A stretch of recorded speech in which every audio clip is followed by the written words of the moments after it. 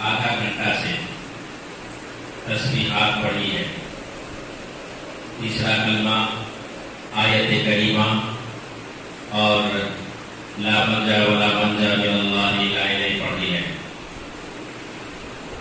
یہ ایک خاص مقصد کے تحت پڑھایا گیا ہے۔ یہ جو نظام چلتا ہے، ظاہر ہے یہ نظام اللہ کے بندوں سے اللہ پاک چلاتے ہیں، اپنے بندوں کو توفیق دیتے ہیں کہ آپ غریبوں اور غریب کے بچیوں کی پڑھائی میں وہ مدد کریں۔ انہی میں سے ایک صاحب ہے مدثر، ان کی فیملی کا اس ادارے پر بڑا احسان ہے، ان کے والد کا اس ادارے پر خاص کر بڑا احسان ہے، اور اسی کے رشتے دار ہے صالح بابو، ان کا بھی اس ادارے پر بڑا احسان ہے۔ لہذا ہم سب مل کر ان کی برات کے لیے دعا کریں۔ جھوٹے مقدمات میں کسی نے ان کو پھنسانے کی کوشش کی ہے، مقدمہ کر دیا ہے، پریشان کرنے کی کوشش کی گئی ہے۔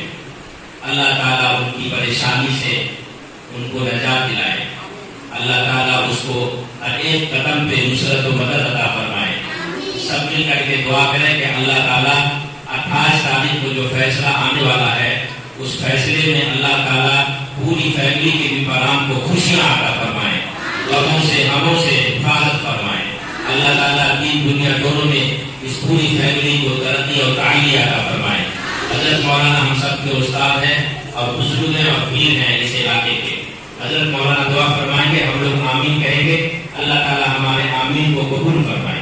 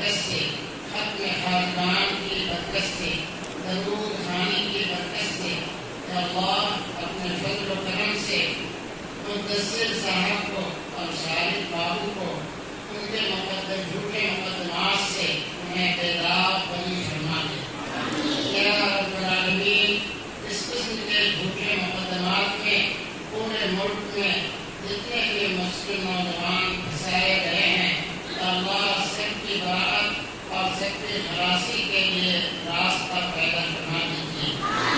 یا اللہ، جو لوگ ان لوگوں کے مقدمات سے برات کے لیے کوشش کر رہے ہیں، وقت لگا رہے ہیں، ایمان خرچ کر رہے ہیں، مالی قربانیاں پیش کر رہے ہیں، یا اللہ سبوں کی محنتوں کو، قربانیوں کو اپنے حبیب صلی اللہ